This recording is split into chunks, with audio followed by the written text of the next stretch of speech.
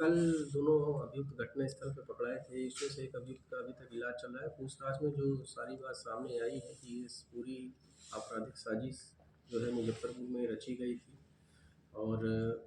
घटना के एक दिन पहले दोनों अभियुक्त जो हैं वो आके राजेंद्र नगर के पास एक होटल में रुके थे और उसके बाद अगले दिन सुबह उन्होंने होटल छोड़ा था और होटल छोड़ने के बाद ये गंगा पथ पर जाकर एक जगह उनको एक दूसरा जो कॉन्स्पिरेसी में शामिल अभियुक्त था वो मिला था।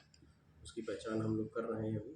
उसके द्वारा उनको हथियार उपलब्ध कराया गया था और फिर जो 4 व्हीलर गाड़ी से उनको कोर्ट न्यायालय परिसर में छोड़ा गया था। उसके बाद घटना करने के बाद वहाँ एक मोटरसाइकिल भी उसी व्यक्ति द्वारा खड़ी की गई थी और उसी मोटरसाइकिल से इन लोगों को भागना था, लेकिन इसी बीच ये लोग हथियार के साथ गिरफ्तार हो गए। तो पूरी है इसमें पूछताछ के क्रम में जो षड्यंत्र करता है उस उन लोगों का नाम भी जो है दोनों अभियुक्तों ने बताया है। टोटल जो बात हुई थी वो अभी से पूछताछ में जो जानकारी मिली है कि 12 लाख रुपए कुल फिरौती की रकम देने की बात हुई थी। अरे कुल जो पैसा देने की बात हुई थी, जिसमें से 2 लाख रुपए इन लोगों को दिया गया था और 10 लाख रुपए और देने की बात हुई थी। अभी तक के अनुसंधान में इन 2 अभियुक्तों के अलावा 4 अन्य लोगों की भूमिका आई है। उसमें से 3 लोगों की पहचान हम लोग कर चुके हैं। एक अभियुक्त की पहचान अभी नहीं हो पाई है, उसकी पहचान हम लोग करने का प्रयास कर रहे हैं। कितने पटना दिनों का कोई से बाप बेटा का गिरोह भी है इसमें? नहीं, वही इसमें जो मनोज और मानिक हैं, जो पूछताछ के क्रम में बात आई है कि जो मृतक है इनकी इसके विषय में उन लोग को ये अंदेशा था कि इसने उन लोगों की हत्या की सुपारी ले रखी है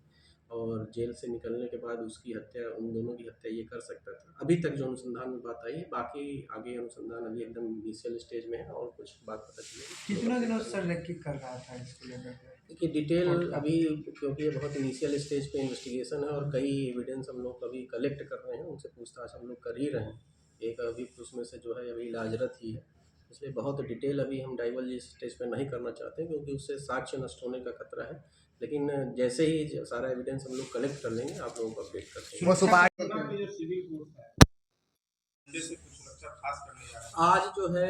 सभी एसडीपीओज को कहा गया था कि एक बार अपने जो कोर्ट प्रीमाइसेस हैं, क्योंकि पटना में कई जगह पे न्यायालय परिसर हैं, तो सभी जगह जाके एक डिटेल उसकी जो समीक्षा कर लें और जो पुलिसकर्मी वहाँ प्रतिनियुक्त हैं उनकी भी जो है उनको प्रॉपर ब्रीफिंग कर दें। इसके अतिरिक्त जो है डिस्ट्रिक्ट जज साहब से भी सुरक्षा को लेकर बातचीत हुई है, डीएम साहब से बात हुई। हम लोगों ने अभी फ़िलहाल प्राथमिकता के आधार में जो हमारा सदर न्यायालय परिसर है, दानापुर और पटना सिटी, उसके तीनों न्यायालय परिसर की सिक्योरिटी ऑडिट पुनः एक बार करने के लिए तो उसमें हम लोगों ने एक टीम बनाई है जिसमें जुडिशरी के भी ऑफिसर्स हैं और पुलिस के भी ऑफिसर्स हैं और रेवेन्यू साइड से मजिस्ट्रेट भी हैं, एसडीओज हैं और साथ ही साथ पुलिस भवन निर्माण विभाग के भी एग्जीक्यूटिव इंजीनियर्स को शामिल किया गया है।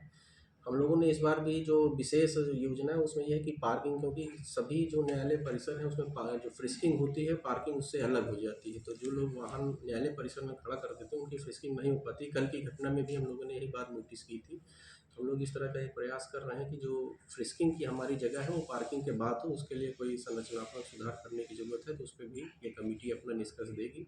अगले हफ्ते में हम लोग को उम्मीद है कि बृहस्पतिवार या शुक्रवार तक इन लोग अपना जो है रिकमेंडेशन दे देंगे, उसके बाद फर्दर हम लोग उस पर कार्रवाई करेंगे। दीघा वाले जो पिछले कुछ समय में हुई थी उसमें से 4 या 5 घटनाएं जो हुई थी उन सभी घटनाओं को उद्भेदन किया गया और सभी में गिरफ्तार किया गया है। एक घटना अभी कंकड़बाग क्षेत्र में घटित हुई है, उसमें भी जो अपराधकर्मी शामिल थे उनकी भी हम लोग काफ़ी नज़दीक हैं, हम लोग उनकी पहचान कर ली और जल्दी ही उनकी गिरफ्तारी हो जाएगी। में जो है वो सिटी एसपी सेंट्रल जो है पूरे केस का सुपरविजन कर रहे हैं और पर्यवेक्षण के क्रम में कुछ और पुलिसकर्मियों की भी भूमिका जो है संदेह के घेरे में पाई गई थी, तो अनुसंधान के क्रम में उनके रोल का जांच किया जा रहा है। लेकिन प्राइमा फेसी जो एविडेंस मिला है उसके आधार पे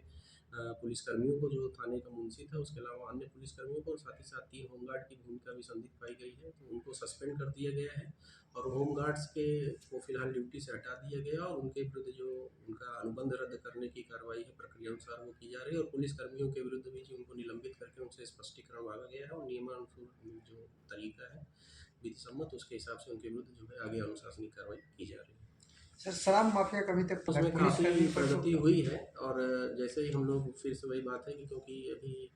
अरेस्टिंग नहीं हो पाई है, इसी स्टेज पे हम अभी आप लोगों के साथ शेयर नहीं करना चाहते हैं। जैसे ही हम लोग कंक्रीट उसमें डेवलपमेंट करेंगे आपको अपडेट कर देंगे। सर राजधानी में कि जो हम लोगों ने कल देखा था, जो दोनों पुलिसकर्मी थे वो काफ़ी सतर्क थे, जो पूरी बात हुई है तो उन्होंने काफ़ी बहादुरी से गोली चलते हुए उसके बावजूद जो है दोनों अभियुक्तों को पकड़ा है एक ही चीज़ है कि जो हथियार के साथ कैसे ये लोग प्रवेश कर गए, लेकिन जो सुरक्षा की व्यवस्था है अभी उसमें वही एक लैक्यूना था कि जो वाहन पार्किंग था वो जो फ्रिस्किंग पॉइंट है हमारा उसके बाद था, तो जो लोग अपने वाहन से अंदर जा रहे थे, क्योंकि इस तरह की कोई व्यवस्था नहीं कि उसको जो मुख्य न्यायालय परिसर है और पार्किंग परिसर को अलग किया जा सके, तो हम लोग इसीलिए उसमें सुधार की बात कर रहे हैं, क्योंकि यही व्यवस्था ऑलमोस्ट सभी न्यायालय परिसर में है जहाँ पार्किंग अलग नहीं होने के कारण तो जो लोग पैदल आते हैं उनकी फ्रिस्किंग हो जाती है, लेकिन जो अपने वाहन से आते हैं उनकी फ्रिस्किंग नहीं हो पाती। तो इस तरह की व्यवस्था में सुधार करने के लिए हम लोगों ने ये कमेटी बनाई है और उनमें सारे जो उनको सुरक्षा के पॉइंट हैं उसके ऑडिट करने के साथ साथ इस बिंदु पर भी करना है जिससे 100% लोगों की फ्रिस्किंग सुनिश्चित की जा सके और बिना फ्रिस्किंग के कोई अंदर प्रवेश नहीं कर सके। सर दीघा वाला